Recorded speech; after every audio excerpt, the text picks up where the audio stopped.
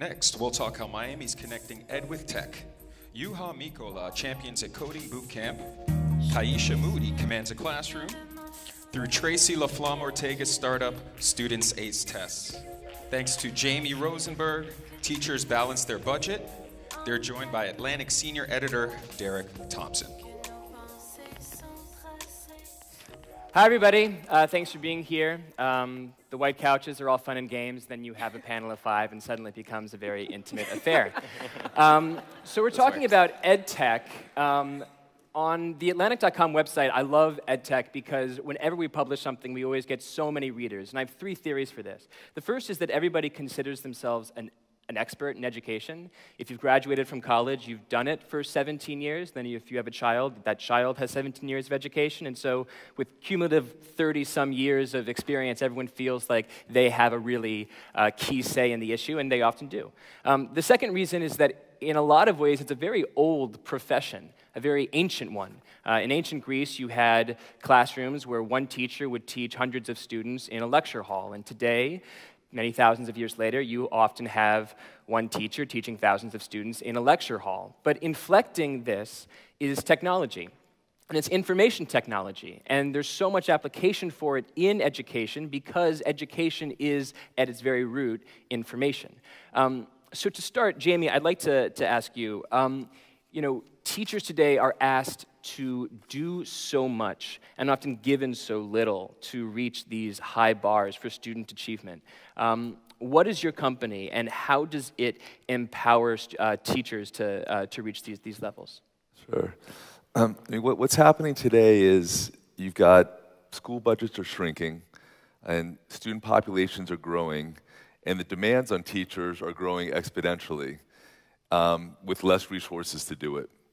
So there's a growing demand to find sources of capital outside of a traditional school district budget to be able to meet these student needs. And so ClassWallet is designed to make that process as easy as possible in order to empower teachers with the budgeting and purchasing decision ability in order to meet personalized learning needs. So at the high level, be able to put capital within the classroom, give teachers the ability to buy what they need, in a way that administrators and funders get the transparency and accountability that they need. So if I'm a teacher in a classroom, how would I specifically use it? And what's maybe an example of how it's been really successful for helping someone achieve their goals? Today we've been working a lot with the education foundations. So foundations fund up to $2 billion a year to school systems, and that's growing every year. So before, a teacher might get a grant for $500, and literally the check would go to a school. The teacher would spend her own money, collect receipts, remit the receipts to a school, maybe 3 months later get reimbursed, or a whole host of other processes. Whereas through ClassWallet, they literally can access the money instantaneously, and we've partnered with Amazon and Office Depot and Best Buy, so literally can get money and buy what they need within 24 hours, all without the hassles of administrating paperwork or going out of pocket. Great. Keysha, you're empowering teachers in a different way by setting them up with startups so that they can both introduce entrepreneurial ideas in the classroom when they're in TFA, and then also maybe sometimes join these startups or a startup of their own when they leave Teach for America. How has this worked out? It's been extremely powerful. So Teach for America, we place educators in the most high-need schools in education. And we know about the educational system, extremely nuanced, complex issues that require big solutions. And why don't we just place our educators in positions with entrepreneurs and leaders and innovators so that our educators can take their perspective and help our entrepreneurs to build solutions to actually meet the needs of our classrooms that we're experiencing. So far, the opportunity has been extremely powerful, being that some of our alumni actually go on to actually start and work full-time at some of the entrepreneurship ventures, but then also the educational perspective in regards to teaching our entrepreneurs how to build curriculum. What are some of the true challenges around access, opportunity, particularly around some of our hardest to reach and most challenging urban schools.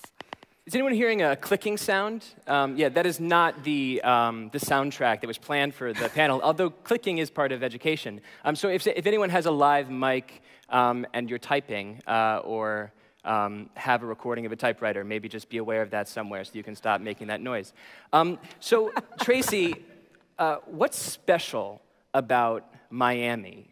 for PREPWORKS that has encouraged you guys to have your base here?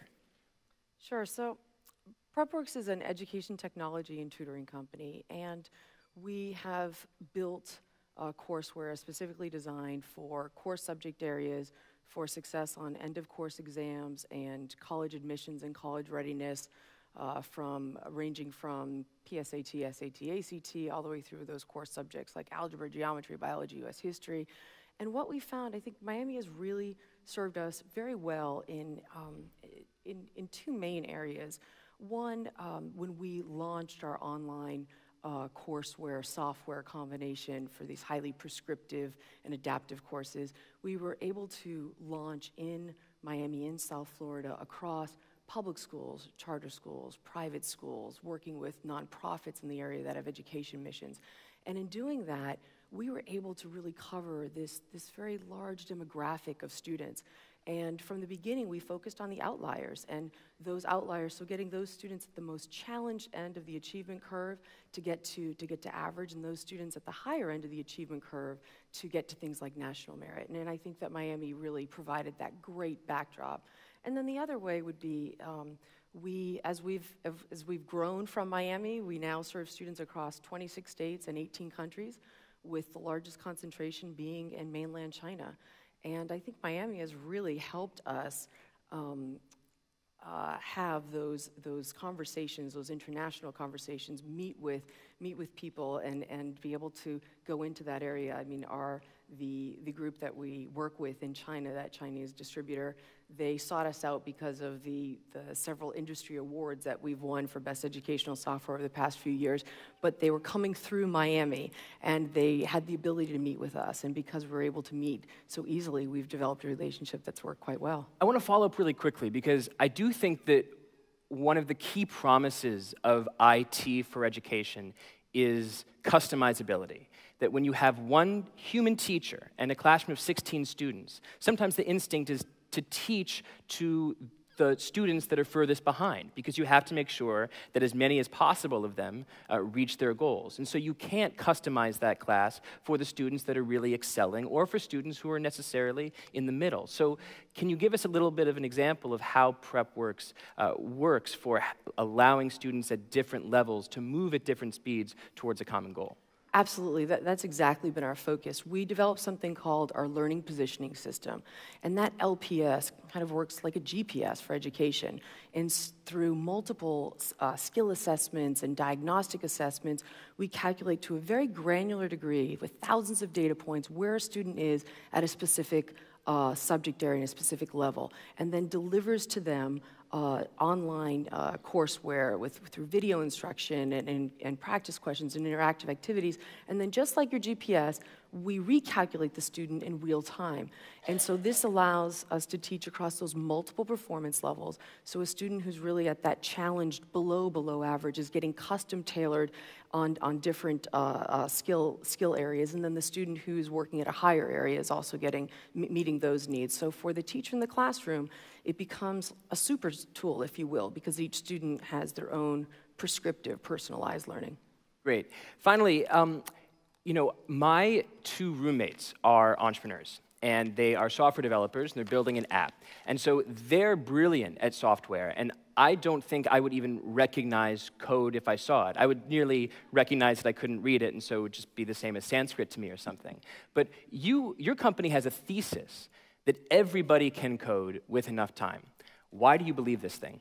Well, we believe it because coding today, it's really the new literacy. People need to know this skill set. One of the things we love to ask if it's a smaller group is really how many people have had an app idea. And usually you see really every hand go up. Everybody's got a concept of what they want to build. And then when you ask how many people can actually code, it's very few. Depending on the audience, it might not be anybody. And that's not good enough today. The traditional education system just isn't addressing a need that we have in the economy for these coding jobs there. And I think part of of that is a common misconception that it's very mathematical or that it's very difficult. And what we're really doing is we're a coding boot camp. So people join us, they're with us for 9 weeks, they do nothing else, and we take people from a variety of backgrounds. We've had people who are lawyers, accountants, real estate agents, people who've worked as a concierge or a chef, people who've gone to art school, have been some of our best coders, and we really teach them the skill set from just hard work, using logic, things that basic math, things that you can sort of take and apply to coding and be able to build apps. And we've seen people getting hired in the local Miami tech ecosystem where we've had 70 graduates. We're at a 92% placement rate, which is incredible for us. We really want to thank the local companies for believing in this non-traditional model and hiring from it. But we've also had entrepreneurs come out of it. So we've had some great apps that people have come in with an idea and they've actually invested in themselves, built the idea, built an MVP, and gone out and found investment. And the way we look at it, in the worst case, if they don't end up being able to pursue this idea, they have a skill set that's in high demand, and they can build a career in technology. Great. Jamie, every startup has the problem of barriers, and education has its own barriers for various reasons. Give us some examples of how you've overcome some of these barriers to get your product in the hands of teachers. Sure. I think the most pervasive barrier is trying to sell a product to a school district. The level of bureaucracy is intense, and every school district has different decision makers with different titles. So one, starting a company and then trying to raise capital, no one will touch a company that's trying to sell to school districts. So even trying to get capital, and then, of course, when you're trying to say, I'm trying to sell to teachers, no one wants to touch a company that's trying to sell directly to the consumer. There's a trickle down here, right. So we actually found the middle, which was education foundations who fund teachers and work closely with the school districts.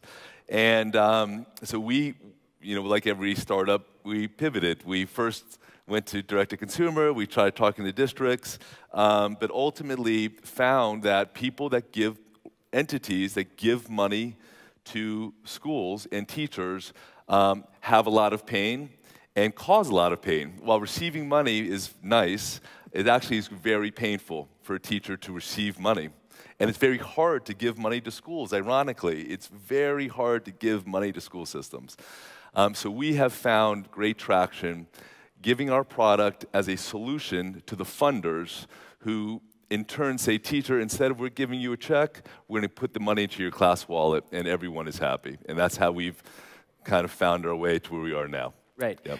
Keysha, Miami is a really interesting city when it comes to tech, because my sense of reading census statistics is that you're starting from a low base and growing quickly. This is not a city with a tremendous sort of organic density of tech talent the same way that other cities like Boston or San Francisco might be. The share of 25 to 34-year-olds with a college degree is not among the highest in the country, but it has in fact doubled since 2000, according to the stats that I looked at.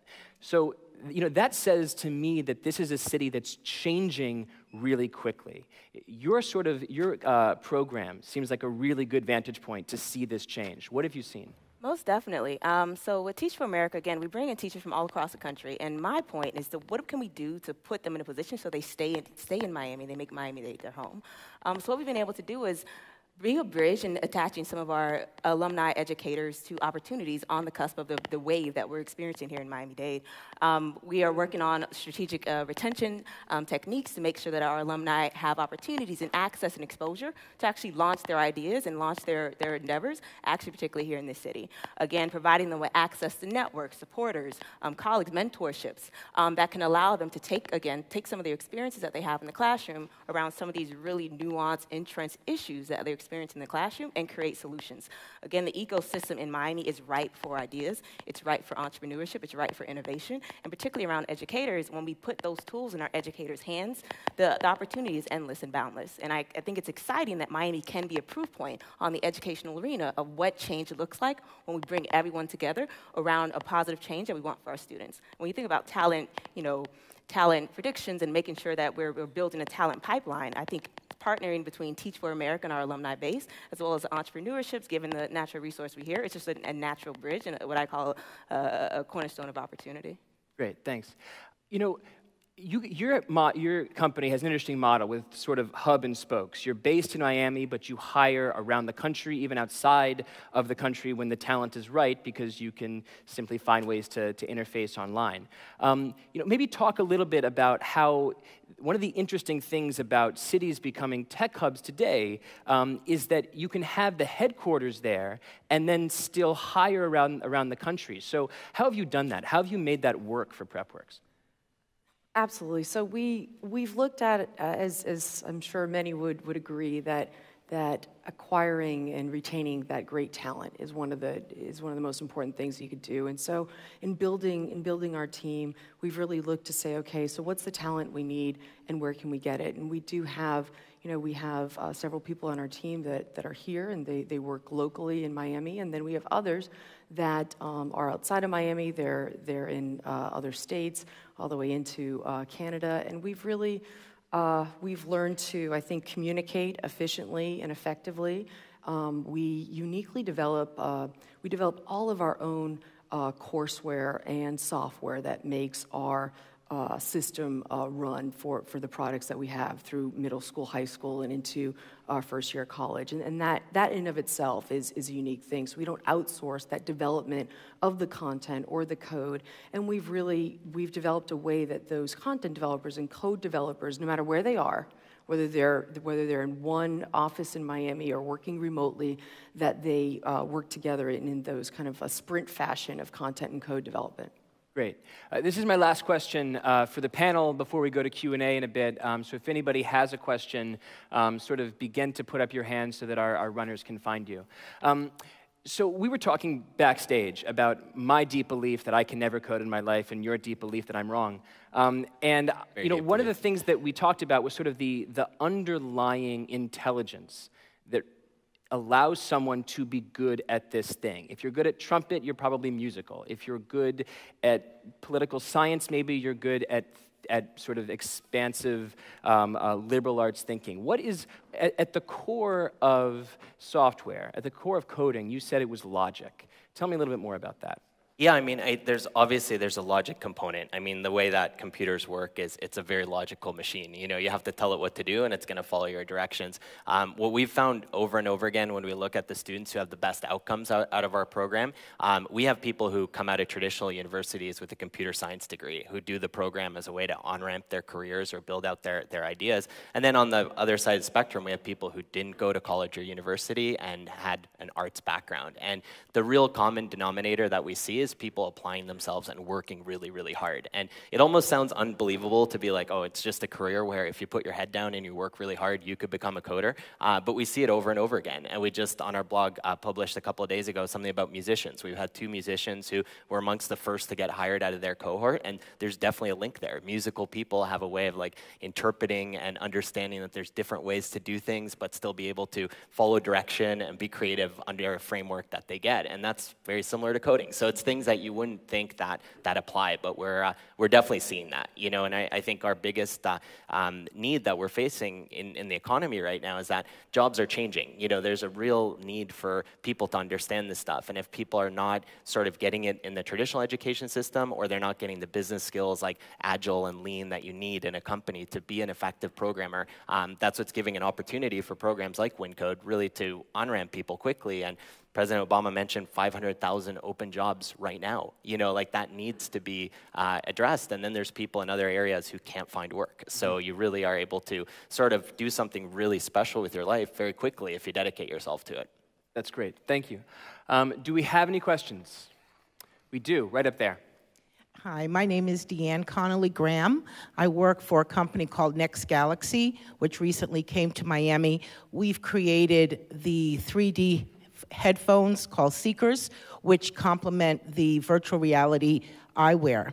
My question is, Mr. Rosenberg, we've been meeting with school districts in an effort to bring immersive learning labs to the schools, and we've gotten an excellent reception. But hearing you today, I'm wondering, are we spinning our wheels, and should we be looking at possibly magnet schools, technical schools, and the foundations that you were talking about? I've found actually working with charter school management companies as a great channel. They operate similar to a district in that there is, sort of a master administrative a body of decision makers, and then they manage schools, anywhere between 4 to 75 schools. And you can access decision makers relatively quickly. They are used to speaking business. They're relatively sophisticated.